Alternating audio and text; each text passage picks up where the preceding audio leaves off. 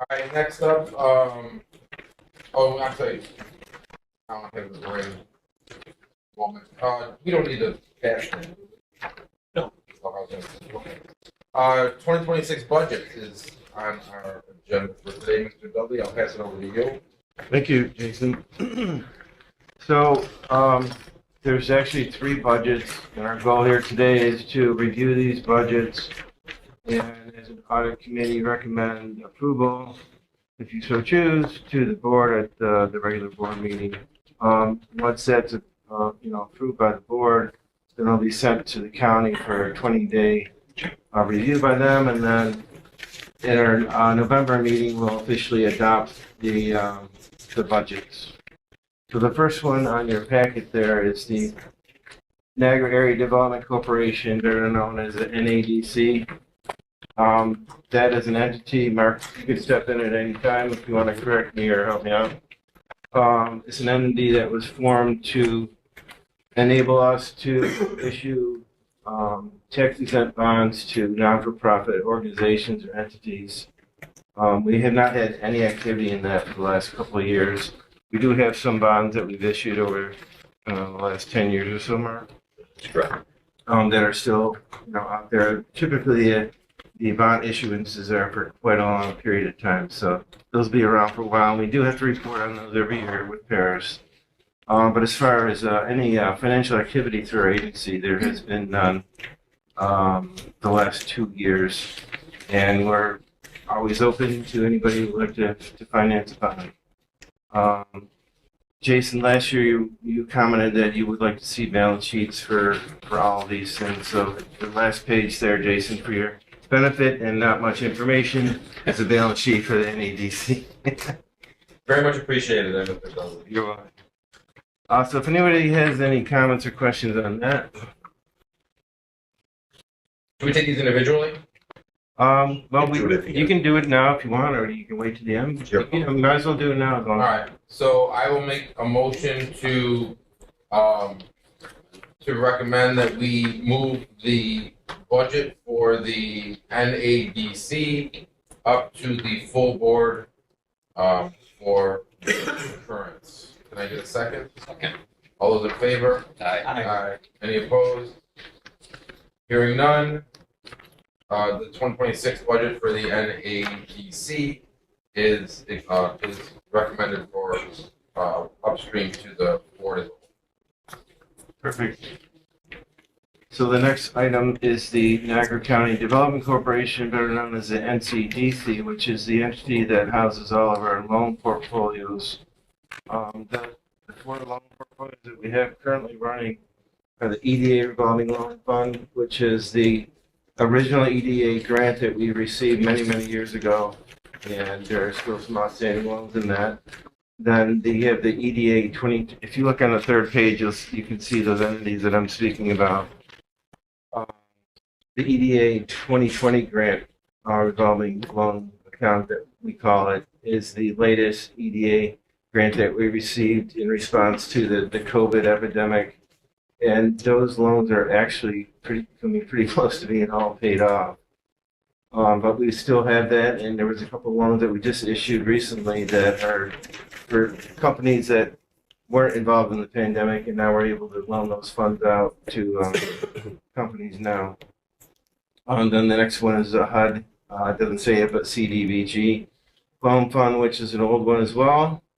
And then the micro enterprise revolving loan fund, which is only two outstanding loans on that, and then that will be closed out. Hopefully, when these last two loans finish off paying their debt. Pretty simple. There's a lot of information there. It's all condensed. That for that third page is what I'm forecasting through the end of this year.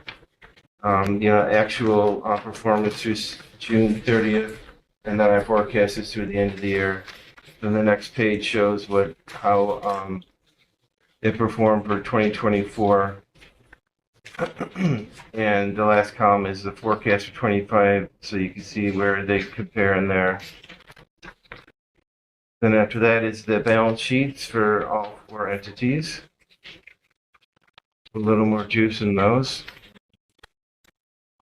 So the second page, the first page after the title sheet there is the actual budget with the 2025 budget presented versus the forecasted through the end of the year, and then the 2026 budget. Jason, if I might. Can I ask a quick question? Well, you can go ahead first. Okay. And again, this is just the not-for-profit that loans out these monies. We're locked into certain requirements in regards to loaning them out as you know, as part of the NCDC loan committee. We're not normally like in a bank position, first tier. We're second tier, more risky than most. But a couple things I did want to point out. The one part grant income, you see grant income comes in and grant income goes out. The difference is our administrative fee that the agency takes. So that's kind of the difference between what income and expense is. But as you can tell, we've been taking a loss. And the reason we've been taking a loss on this, and it's just on paper, is that once these funds and the various EDA accounts, and I think a lot of you may recall, I know the chairman probably remembers, you might, Jason, and I know Mr. Ross probably does, and Sue does because she was involved in the decision. Years ago, Sue and Andrea, we sat down with our consultant, Harry Sickerman, in regards to all these loan funds. And what happens is once it pastes or goes through the process more than whatever a specific time, it becomes unrestricted. And that restriction means we don't have to keep them in the loan funds anymore, but we can use them for economic development. What we've been advised and what we've been doing is, as you can see in the transfer to the IDA under operating expenses, that transfer goes to help offset the cost of employee project managers and various things at the agency, which is, of course, economic development. So we utilize some of the monies from there. Part of the problem we have, and that I still battle with, had the conversation with Lizzie this morning, basically is, there's a 1999 New York State opinion out there, which is pretty clear that an agency itself is not allowed to loan or gift its own money. So, okay, under that circumstance, that's fine. Here, it's more of a gray area because is it our money or is it still in the fund?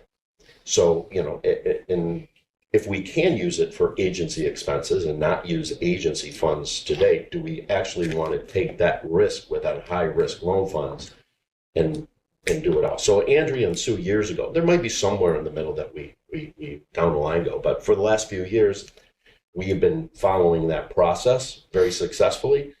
Hence, our own assets continue to grow. We're using these unrestricted funds from the federal government that have come through the process more than once. So, that is, it's kind of sticks out there as 150. Where'd that come from?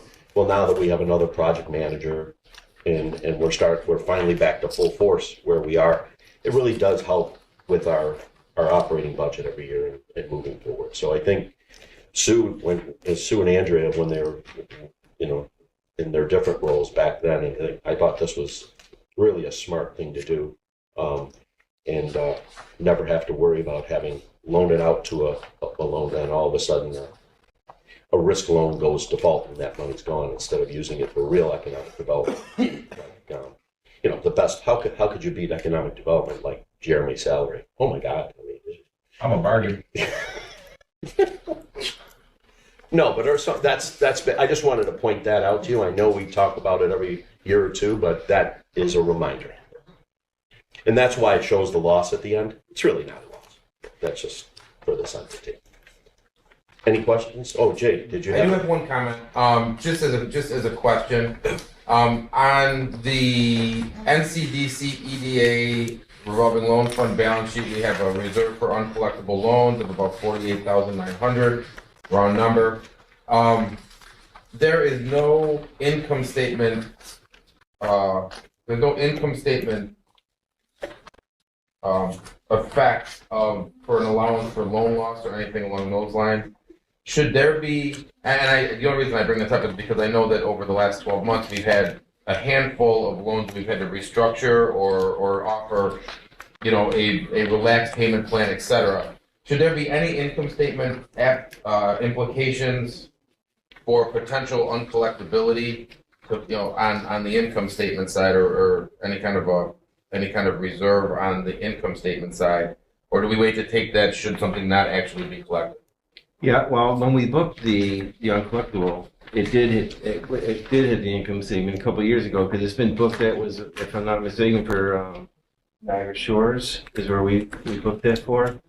And we've been, as you just mentioned, that we've been re-amortizing that, and hopefully with that, that'll resolve itself, and then we won't need to worry about that anymore. But Okay. other than that, they're the only ones Okay. that we've ever booked that for in recent times.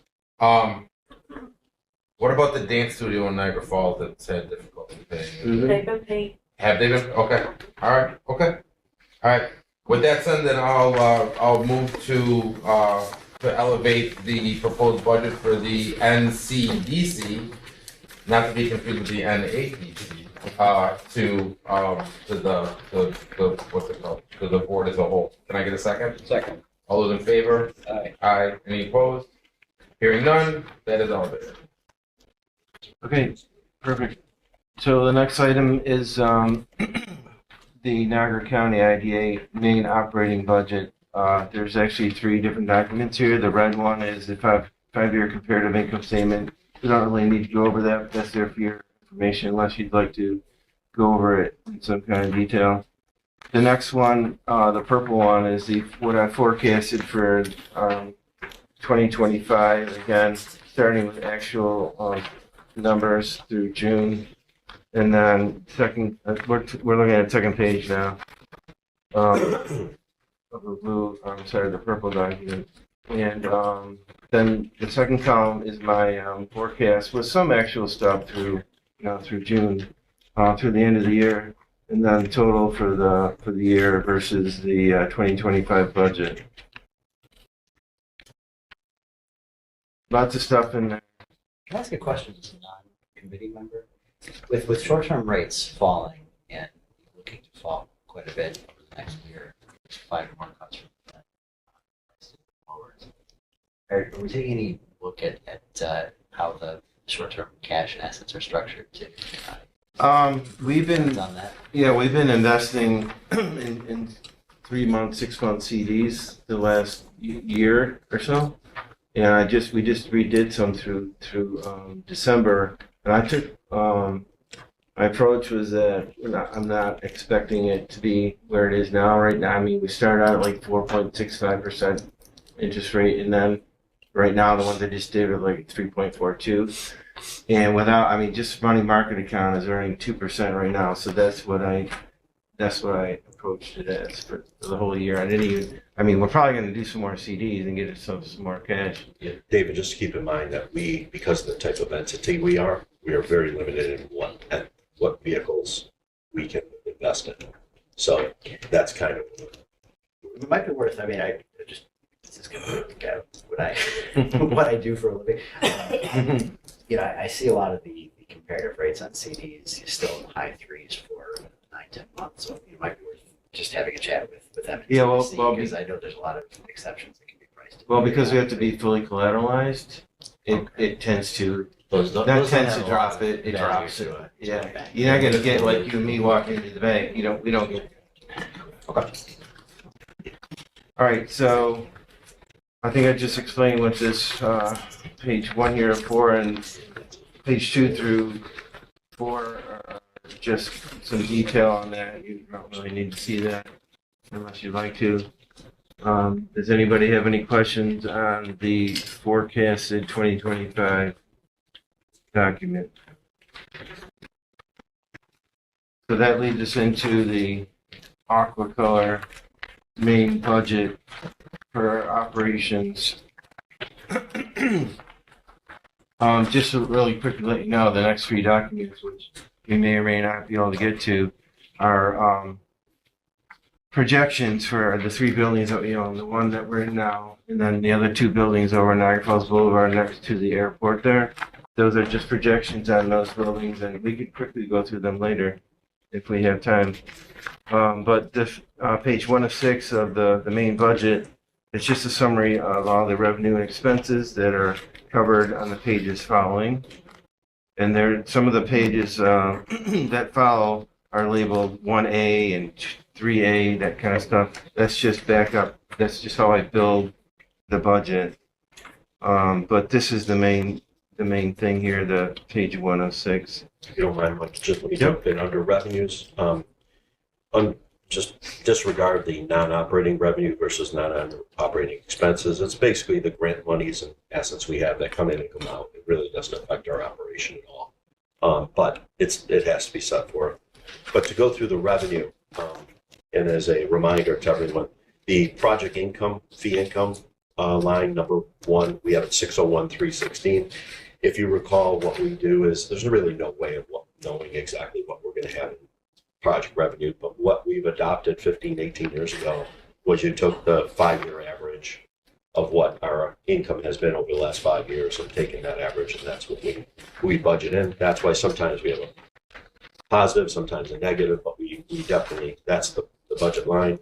The NEDF, I think we both know, is a separate loan fund, which we're just one of 5 members, but we are the administrator and trustee. Those are administrative fees that we receive annually for being in that role. The distributions from VIP, the VIP is this building. We own this on our own. That's monies that we have in our accounts. We will take a distribution. We're planning on this year a distribution of $150,000. We're just being a little bit careful on this, in that, this roof here at this building is 25 years old, so we think might be time that we move forward. So we have kept some monies in reserve to cover that.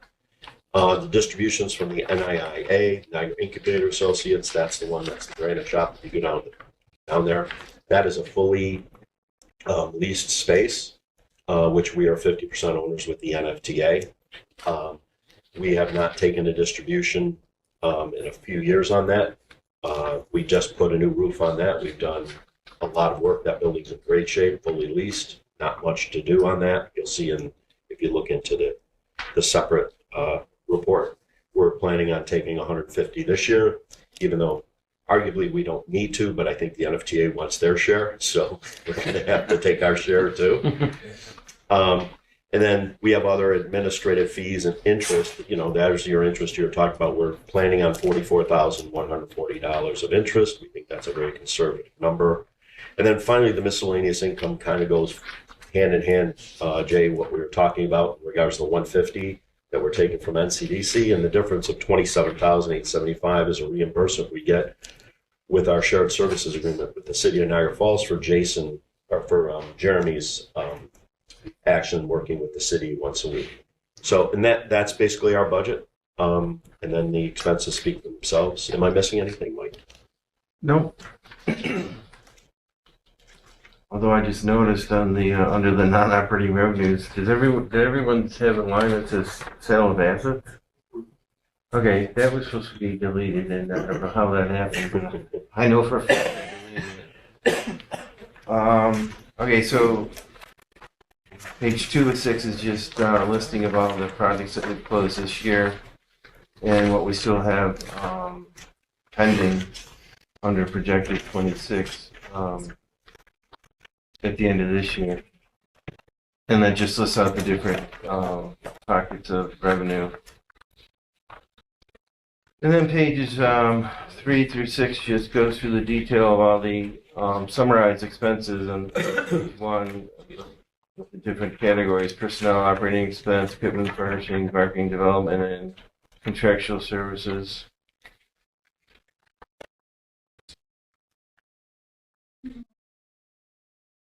I'll note that last year we budgeted for 6 full-time employees for the entire year, but Joe Granga didn't start with us until March, and then Alex didn't start with us until July this year, so we saved a bit on that. Does anybody have any questions at all on any of this? I know there's a lot there.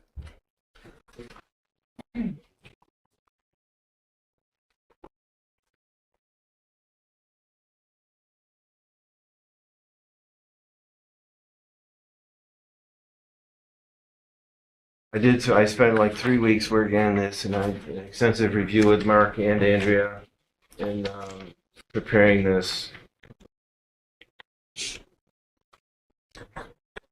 No, I mean, obviously there's a lot of detail in here. And again, as a reminder, this committee would recommend to the board Yes. approval of these. And Yeah. once that's done, it goes to the county for comment for 20 days. I was gonna and say they then have 30 days to review, but it's 20 days. 20, Yeah. and then it comes back to us for final approval in the November meeting. Adoption. Adoption.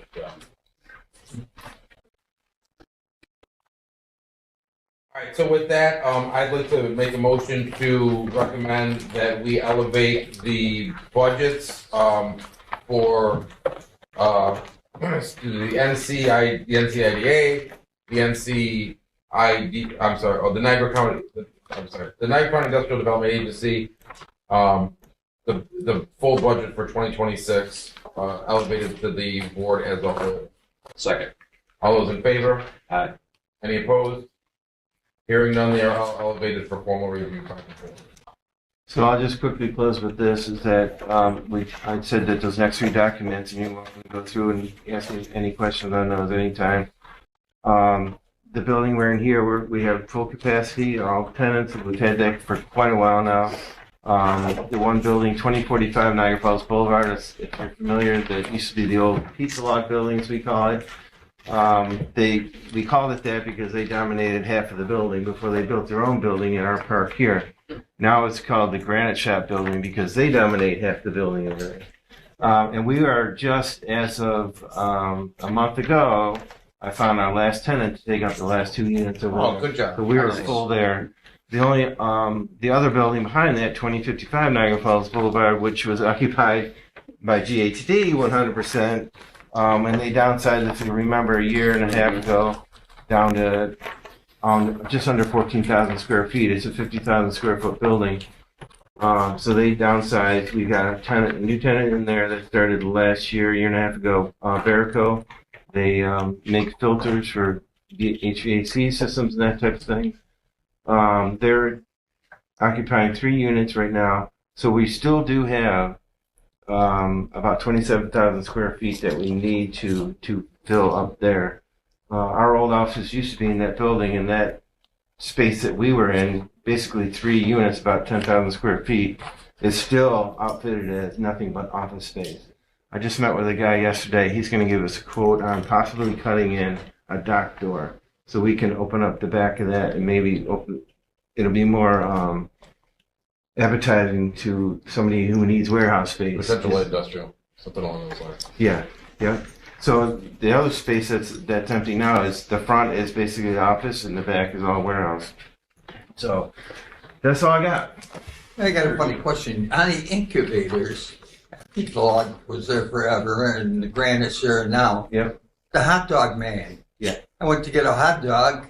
Well, he was closed after 3 months. Yeah. Does he lease? I don't understand that. Yeah, he pays year round. He's got a very short season, basically because of his late. Yeah, like about 3 months. Yeah, it is. And you know what? I said, how do you survive? He goes, we do. Because I make enough in these 3 short months. And it's because of the employees. They're high school kids, they're college kids. He can't get employees. Although I think he would do great there year round because. He's the only hot dog man. We don't have Texas hot or. Yeah, I think he's looking for employees. I can't understand. My kids say Why isn't this guy open all year round? He can make a lot of money. Yeah. Anyway, you just solved my problem. Bill, maybe you could. Bill, you can still get your hair cut over there. You can still get your tattoo over there. And your granite. All right, with that said, can I get a motion to adjourn the Audit and Finance Committee meeting? Motion. I will second. All those in favor? And again, I apologize.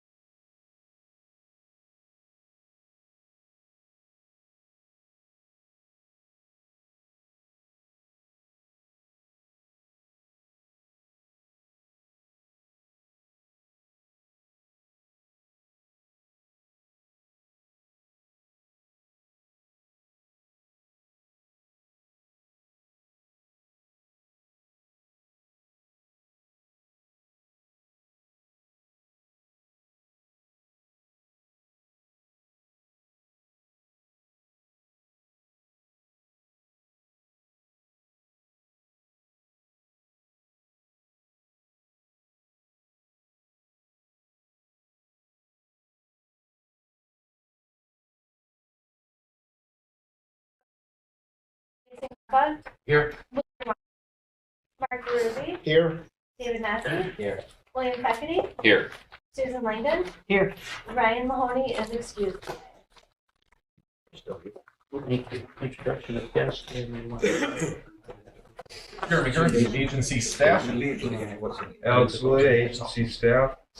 Elizabeth Hughes, counsel. Mark Gabriel, agency counsel. Joe Gringa, agency staff. Sue Barone, agency staff. Rob Creed, diagram set.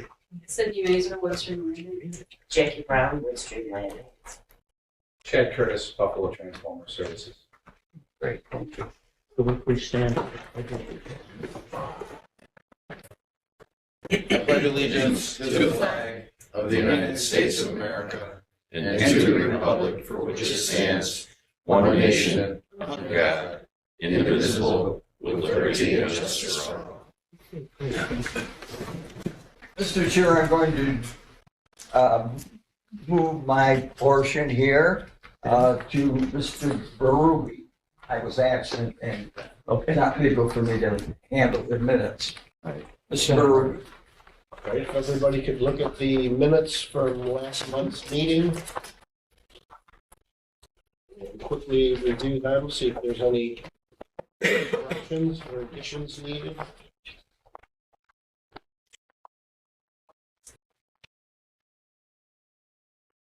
Seems like everything's in order, so I would entertain a motion to approve the minutes. I will move to approve it for them. Is there a second?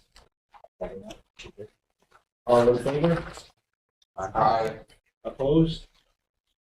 Carries. Great, thank you. 6.0, finance and audit. Mr. Kemper? Early this morning, the Finance and Audit Committee met and reviewed the agency payables, the budget variance reports, as well as the 2026 proposed budget. Initially, the agency payables for the period of September 1st through September 30th, 2025, were recommended to be forwarded to the board for official acceptance or for approval, easy for me to say. I will make a motion to approve the payables for that period. Can I get a second? Second. All those in favor? Aye. Any opposed? Hearing none, those pass. Next up along the same lines is the budget variance report. Again, for the period of 9/1 through 9/30, as well as 9 year-to-date through the end of September. Everything appears to be in order. Again, the agency as a whole is significantly ahead of plan, both from a year-to-date standpoint and approaching the full year operating results that were projected. I will move to accept the budget variance reports as presented. Can I get a second? Second. All those in favor? Aye. Any opposed? Hearing none, that is accepted as presented. And last up, this morning, the budget and the Finance and Audit Committee got together and reviewed the 2026 proposed budgets. Proposed budgets were prepared by Mr. Dudley based on all of the trend reports and projections that we've been discussing. Just as a matter of fact, if we accept and approve the budgets, they go to the county for a review period of 20 days, at which point they have the right to comment. Should there be no comments, they would come back for formal approval. So this recommendation would be to formalize our budgets and forward them to the county for review. So moved. Can I get a second? I'll second. Does anybody want any detailed discussion at this particular point, or most of us were in that meeting this morning? Hearing none, can I get a motion, or should we get a roll call for this? Yes. All right, then can we have a roll call? Mr. Ross, Yes. Mr. Krumpa, Yes. Mr. Berube, Yes. Mr. Peckety, Yes. Mr. Massey, Yes. Ms. Langdon, Yes. Mr. Onesi. Yes. Passes. All right. 7.0, 7.1, Woodstream Landing, Mr. Gringo? Thank you, Mr. Chairman. Woodstream Landing LLC will be creating 80 market rate units on Sawyer Drive in Wheatfield, New York. Units will consist of multiple 3-bedroom units, 1-bedroom, and 2-bedroom. The town of Wheatfield and the surrounding area. Increase in housing aligns with the governor's office seeking to build 800,000 homes across New York State over the next decade in the Housing Compact. This residential complex is close proximity to a multitude of commercial businesses in town of Niagara, including fashion outlets, increasing traffic and spending to the multitude of local businesses in this region. After speaking with the company, West Green Landing LLC is committed to 10 units being workforce housing. 10% will 10%. 10% will be workforce housing out of the 1 and/or 2 bedroom units. And they will commit to that, and that will be a condition of our approval on that. Great. Are there any questions or comments? I have one question for the developer. Just curious, your unit mix with 16 3-bedrooms, what can you just talk about to what was the thought process behind the 1-bedroom versus 2-bedroom versus 3-bedroom mix? We just don't see a lot of 3-bedroom We have units. townhouses on the end. Okay. The townhouses are upstairs, downstairs. Those are 3-bedroom units. There's 2 townhouses on the end of 4 structures. The cores are the 1 and the 2-bedroom. Okay. And the townhouses have an attached garage. Oh, wonderful. Okay. So slightly different product than what you're going to see anywhere else in the market. Specifically, We have these exact same units in Tonawanda, in Grand Island, and in Batavia. And believe it or not, the 3 bedrooms go first. Well, yeah, because there's no inventory. It's crazy. Yeah. The 3 bedrooms are desired. Yes, it's good. I'm pleased to see that there's 3-bedroom units out there because there's very, very few developers that are doing any 3-bedroom offerings out there, specifically anything that's suburban. Any other questions? Comments? I need a motion for the final resolution. I will make a motion. Mr. Tremblay. Second. Mr. Massey. All in favor? Aye. Any opposed? I need a roll call, please. William Ross, Yes. Jason Krempa, Yes. Mark Ruby, Yes. William Feckety, Yes. David Massey, Yes. Susan Langdon, Yes. and Mark Lonesi. Yes. Okay, 8.1 Buffalo Transformer Services, Mr. Granger. Mr. Chairman, Buffalo Transformer Services LLC is a locally owned, operated company in the city of Lockport with deeply rooted values that are original equipment manufacturer engineered based. Customer centric and dedicated to always doing what's best with their transformers.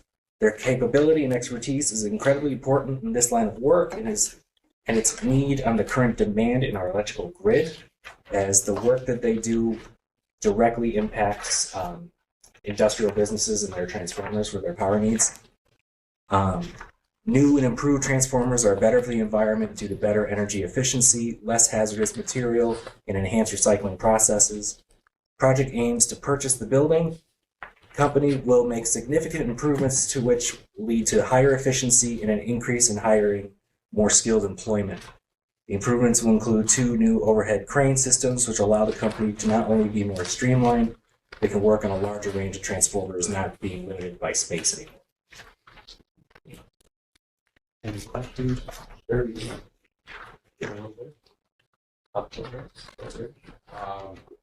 Yes, our company has been in business for 8 years. We've seen significant growth in the last 3 to 4 years. We are, as stated before, we're located in Lockport. We are bound by our space and by our infrastructure limitations. We're doing a lot of work in a very small place, very inefficient. Our customer base is asking us to expand. We are in high demand. Our crew, at the core of our crew comes from General Electric, as myself did. We all work at the General Electric plant in Tonawanda. That GE plant, over many years, had been in the Buffalo area for 100 years. It closed in 2017. So we were trained very well. We have a lot of skill. The industry in the United States knows that. I've added new employees that weren't from that GE lineage. I intend to bring more back as part of our growth plan. Add new employees that haven't worked for us before as well. We'd be looking to double our workforce from 12 to 24 in the next 3 years I think in the first year, we'd see the biggest expansion of that based on our needs. We're excited at the potential for a project here for our expansion because in reality, it's the only way that we will be a successful company right now because as probably most of you people know that industrial space in Western New York is close to zero as far as operational sizes, specifically with what we need, high ceilings or the ability to put in large cranes. So we like the space we're in now. It's a good location. It's good for my employees. And we're excited about our future. Any questions? I think it goes, well, maybe not kind of, but it's very difficult to find any domestic producers for transformers at this particular point. Are there any concerns, any conversation, any thought process on, supply chain and how that's going to affect everything and I mean, even the demand for transformer products in general? Yes, supply chain is a big problem. In fact, there's a component supplier of ours that's in Leroy. Okay. It used to be Lap Insulator. Now it's called P4, the division of Hubble, which is a worldwide company. Yesterday, I asked for one of the components that they provide, and the delivery was 80 weeks. We can build an transformer for a little over half of that time. So I can't even buy their components locally in New York State to supply us. I'm hoping to buy from another United States supplier in Tennessee. After that, we have to look international, which is not what we want to do because our customers, their first request is to buy USA. Yeah. That's what they want first. So it becomes it's a conundrum because that's what we're trying to do, but you get to the point where you can't. So I mean, it's all over the place with the different materials and where you can source them from. I find that the people who are building things that are maybe more custom, we have a much better opportunity with than the people who make a repetitive component. Mm-hmm. That becomes the 80-week delivery, where the specialty stuff actually is better delivery. Any other questions or comments? I need a motion for the preliminary resolution. Motion. Mr. Peckett. Second. And Mr. Ross, all in favor? Aye. Any opposed? I need a roll call vote for it. William Ross. William Ross. Jason Silva. Yeah. Mark Ruby. Yes. William Peckett. Yes. David Hudson. Susan Langdon. Yes. Marco Nessie. Yes. I need a motion for the public hearing, which is October 30th at 2 o'clock in the Rockport City Hall. For the motion. Motion. Beckett, do I have a second? Langdon, all in favor? Aye. Any opposed? Motion carries. Thank you. Okay, 9.0, General Counsel, Mr. Nothing at this time. Thank you, Mr. Chairman. Any information items? Any business that anybody wants to discuss? Okay, then our next regular meeting is November 12th, right here, 9 o'clock, and I need a motion to adjourn. So moved. Mr. Ruby, Second. Mr. Ross, all in favor? Aye.